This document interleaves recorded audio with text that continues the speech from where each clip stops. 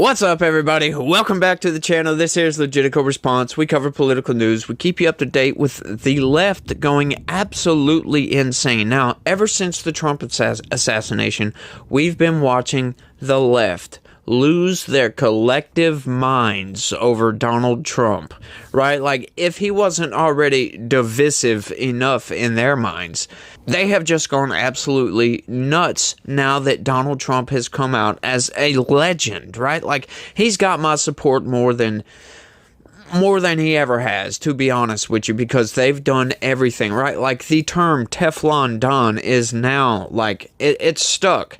That is who he is. It wasn't just, he keeps slipping out of this and slipping out of this and slipping out of that. It is literally Teflon Don. Nothing can stick to this man. We've been covering the classified documents case getting overturned, right? You got the hush money trial. That's going to get overturned, right? Like, that one got through. But hang on. Here comes the Supreme Court ruling in favor of the United States, in favor of the Constitution, saying presidents have to have some sort of immunity. There's no other way around it. It'll be political nightmare. It'll be judicial nightmare if presidents can be criminally charged for their actions, for official acts, right? Like, you could criminally charge Barack Obama for all of his drone strikes. You could criminally charge George Bush for his Iraq war, right? The lies coming out of that. It's nuts, y'all. Like, the left lost their minds over that. They're still losing their minds over that. And then you get this. Editor at major news outlets tells media to bury iconic photo of Trump after assassination attempt. Report. And what photo may that be, you ask? This one right here. That's right. They don't want you to see this photo because that makes Trump look strong, looks like a legend, look like a president of the United States should look. And they can't handle this, folks. They can't take it. These people, look at some of these lefties.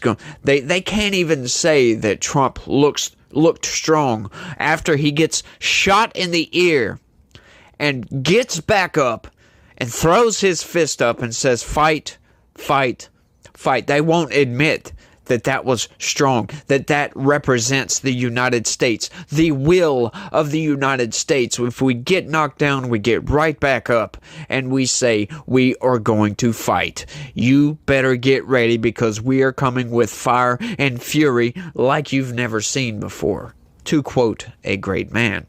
But they're not having any of this. They want you to bury that photo. They want you banned if you post that photo. Yeah, they don't want that photo because it makes Trump look good. And these people are so deranged with Donald Trump that they just can't handle the truth. They can't handle Donald Trump being an icon, being a strong figure, somebody that can run the country and do a good job, right?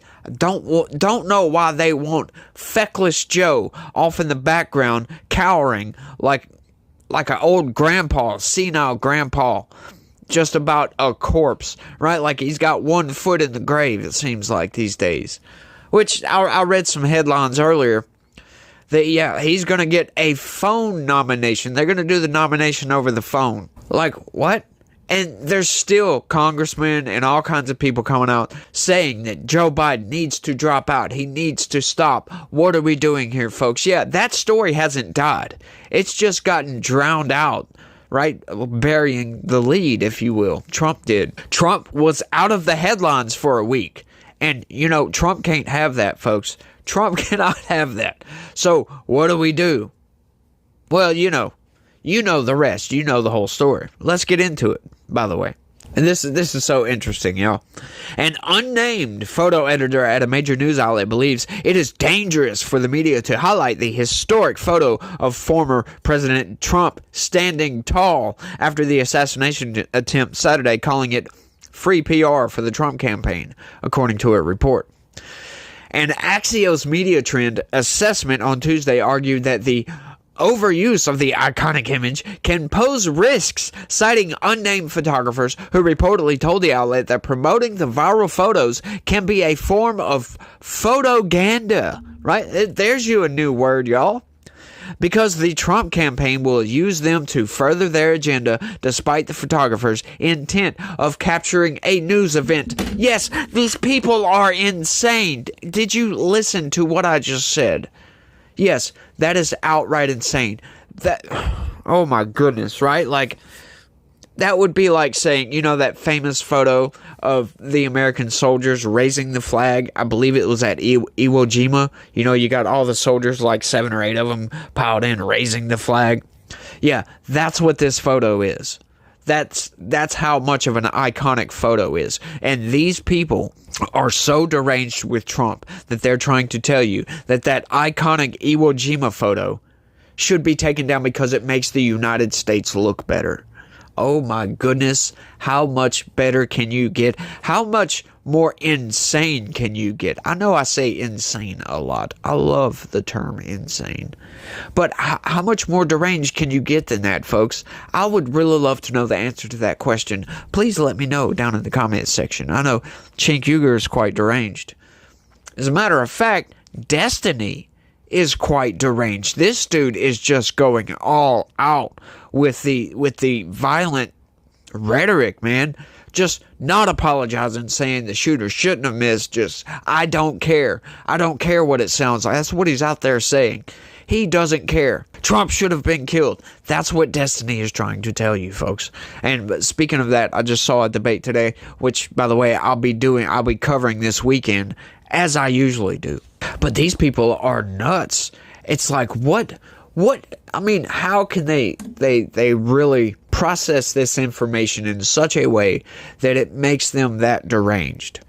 Why can't they just admit, right? Like, I think it may be because their rhetoric has been so full of shit, if you will. I know I try not to cuss, I'm sorry, but it's been so much BS over these last 4 years. The lies have been just outright insane, and it's like they're starting to believe their own lies, and they can't go back on that. They can't admit that Trump done something that was absolutely legendary, right? Like, we're going to start making Chuck Norris jokes of Donald Trump, of how he gets out of things, right? Like, how nothing sticks to this man.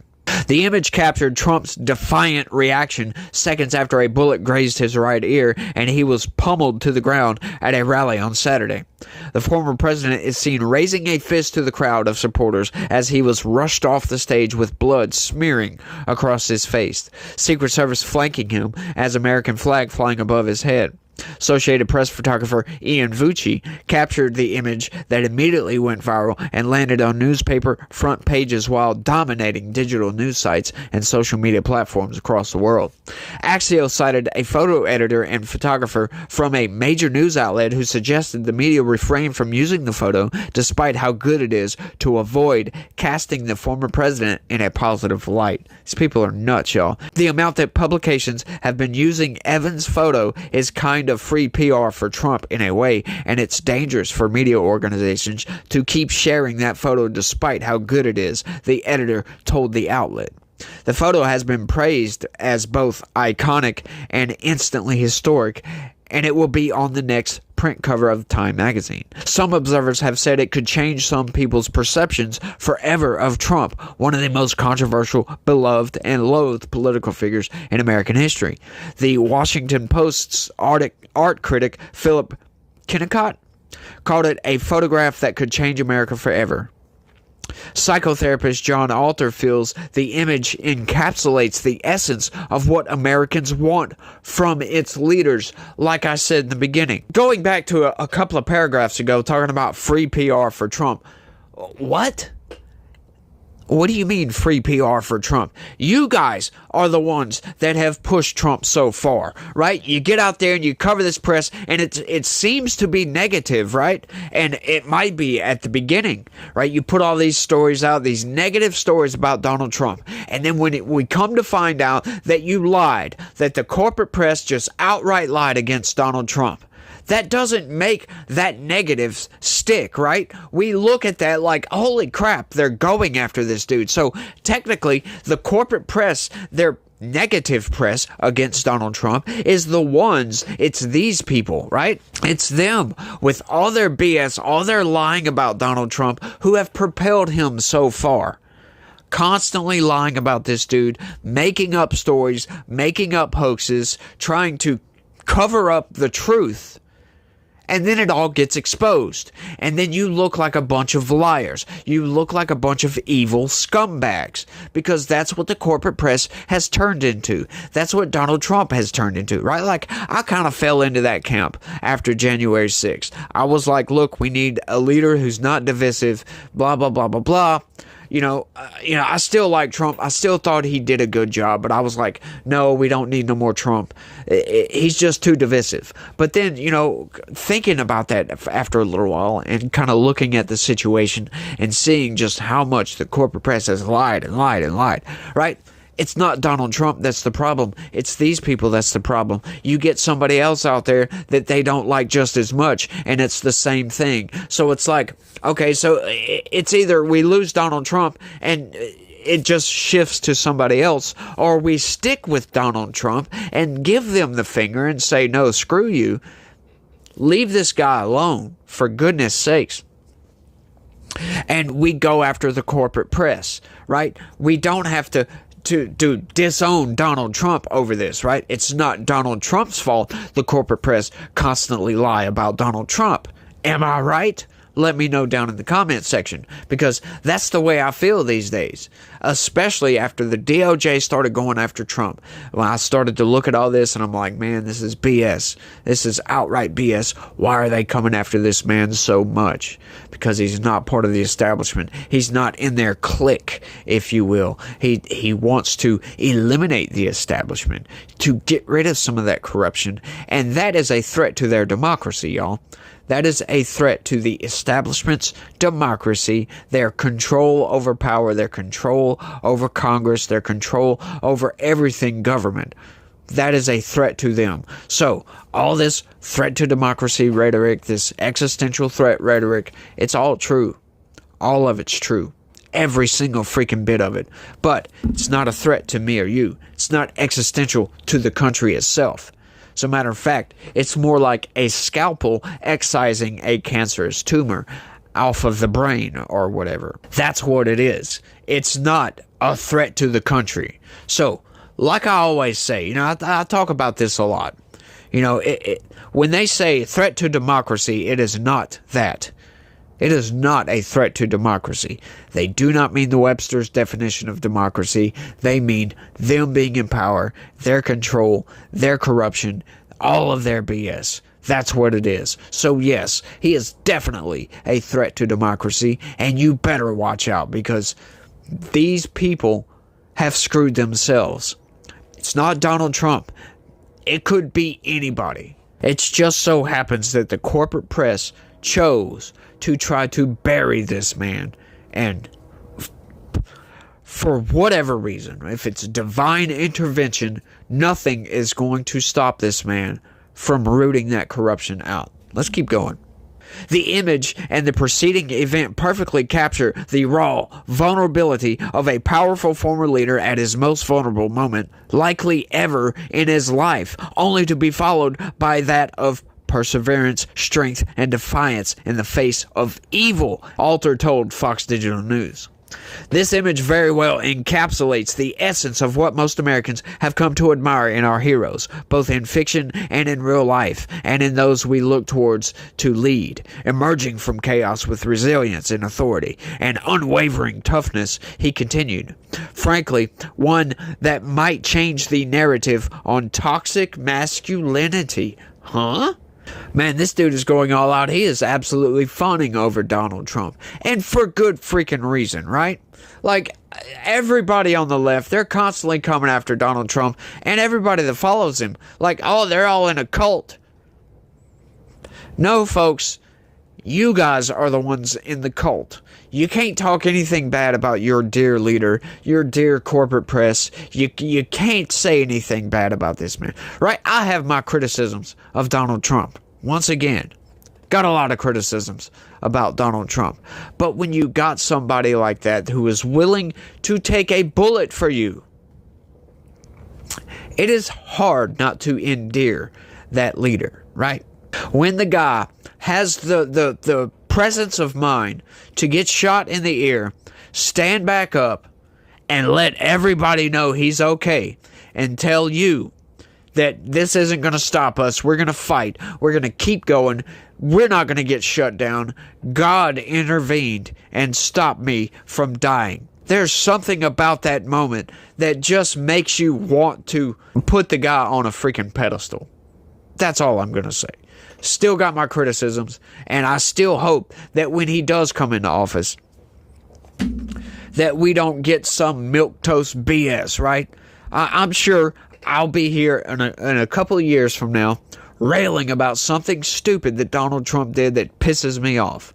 I have no doubt about that whatsoever. Zero doubts that I'll be railing against Donald Trump. How the hell could he do that? This is stupid. Why would he do that? Because he is a negotiator, folks. And to negotiate, you generally have to compromise. And compromising with insanity, I find isn't a good idea generally. But sometimes I understand that's what you got to do. And that's probably what he's going to do. Right? Vucci, a Pulitzer winner who has covered thousands of similar events for the AP since 2003, told Fox Digital News that he understood he was experiencing a historic moment in the time as shots rang out in the direction of the former president. I was literally just thinking about doing the best possible job I could because I knew that this was a moment in American history that I had to be at the top of my game for, Vucci told Fox Digital News on Monday from Milwaukee, where he was preparing to photograph the Republican National Convention. I knew immediately that it was going to be one of the most important things I'll ever photograph, he added, and that I needed to do the best job possible. Trump himself addressed the now world-famous photo during an interview with the New York Post on Monday, quipping, "A lot of people say it's the most iconic photo they've ever seen. They're right. And I didn't die. Unusually, you have to die to have an iconic photo." Oh, God. Come on now. Oh, sometimes his arrogance makes me sick to my stomach. But sometimes his self-indulgence is a little bit cringeworthy, if you will. That was a little bit over the top, Trump. Come on now. Come on now. We don't need all of that. We don't need all that self-fulfillment. You got your iconic photo, for God's sakes. Leave it at that, dude. Let's move on. Let's talk about some other shit, but we can't talk about some other stuff. Because the left is going absolutely nuts. And, I think I'm going to end it here. Y'all let me know what y'all think about all that down in the comment section. Because, to me, that's just insane. They don't want any publicity for Donald Trump whatsoever. You know what, though? You know what I have to say about that. Maybe they shouldn't have put the guy up on a pedestal. Right? Whether it's positive or negative. Negative pedestal, whatever. They're the ones that caused this, and now they are reaping what they have sown. And that's all I got. I want to thank everybody for watching, and y'all try to have a good day, and stay logical. Peace.